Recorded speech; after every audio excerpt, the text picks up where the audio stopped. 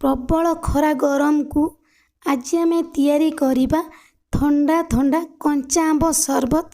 यही सरबत को बनैबा जेतिकी सहज पीवा पाई मध्य सेतिकी स्वादिया लागिबो।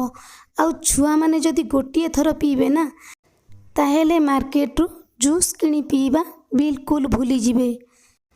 तेणुकरी भिडियोटी की फुल देखंतु।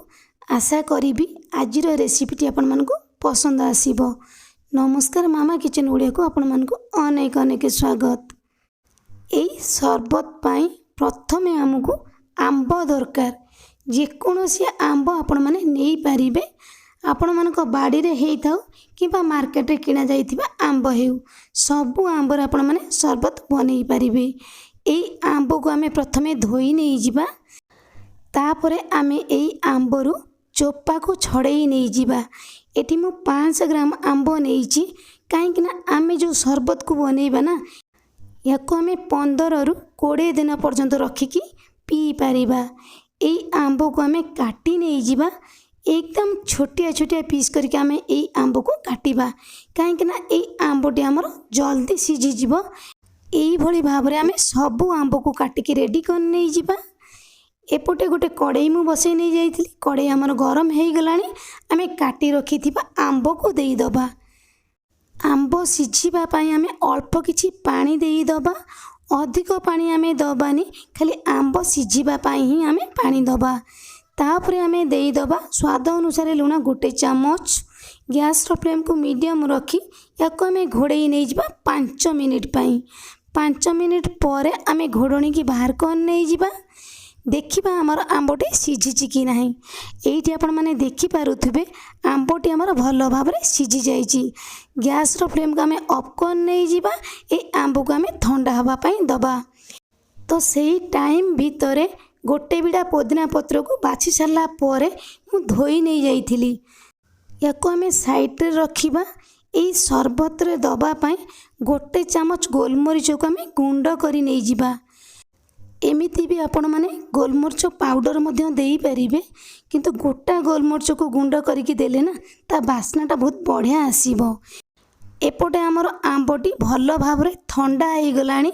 आंब को भलो भाबरे ठंडा करके ही नेबे काहेकि ना ए आंब को आमे मिक्सर जार रे देई दबा। आंब जदि हमर गरम रहिबो तापरे आमे पुदीना पत्र को दबा। पुदीना पत्र हमर सिझी जिवो। तेणु करी आंब को भलो भाबरे ठंडा करके नेबे।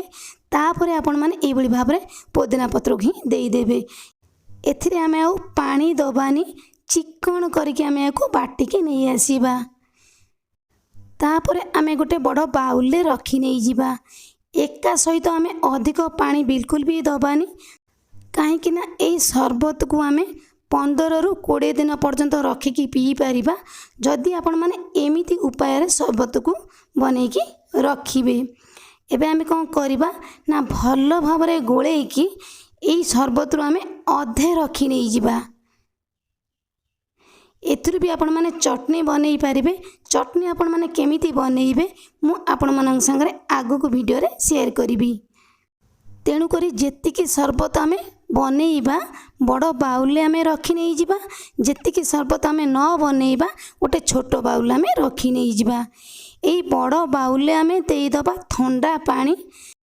सरबत आपण मानकु केमिति पसंद बहलिया जदि पसंद ताले अल्प पानी देबे। जदि पतला पसंद तो आउ अधिक पानी देके आपण माने एडजस्ट करि परिबे। आपण मानकु जेमिति पसंद हेबो सेही बळी भाबरे आपण माने बनेकी पी पारिबे। किंतु अधिक पतला में बनेइबानी कि बिल्कुल बहलिया में बनेइबानी काहेकि ना एई सरबत को आमे घरे बनौचंती। एई सरबत रे दबा पाई आमे चीनी की गुंड कर नै जिबा।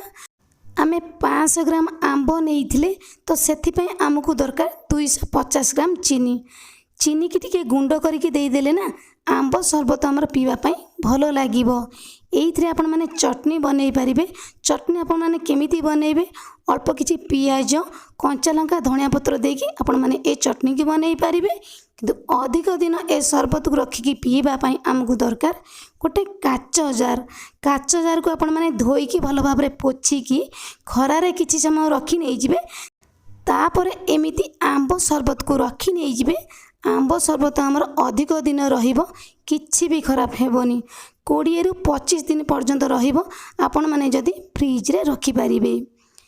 जेते बेले आपण मानकर इच्छा हेबो आंब सरबत पीवा पई एथिरु गोटे चामच ठंडा पानी रे मिसी आपण माने पी पारिबे।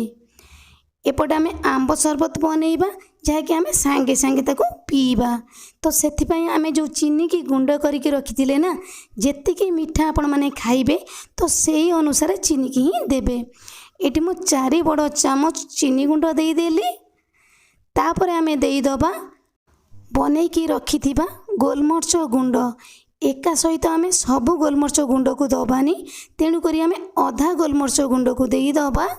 अधिक टेस्ट आसीबा पई ए सरबत रे आमे देई दबा अल्प किछि भजा जीरा गुंड आधा चामच बीट लूण बा कला लूण भल बास्ना आसीबो सरबत रे हमर टेस्ट भल आसीबो।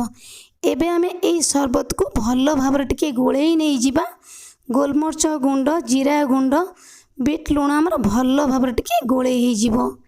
जदि अधिक ठंडा सरबत आपण मानको पसंद गोटे आइस क्यूब आपण माने देई देबे तापर आमे आउ किछि समय भल भाबरे गोळेई नै जिबा। एबे हमर रेडी हे जाईची सुपर हेल्दी कंचा आंब सरबत। एमिति सरबत रे जदि आमे घरे बनेइबा ना ताले छुआ माने मार्केट रो जूस किनी पीबा बिल्कुल भूली जिबे। तेबे आपण मानको आजिर रेसिपीटी केमिति लागिला मो सहित शेयर करिबा पई जम्मा भी भूलिबेनी। ताहेले आजि पई रहिबी नमस्कार। पुणी आमे देखा हबा नुआ रेसिपी सहित नुआ एक सुंदर भिडियो रे।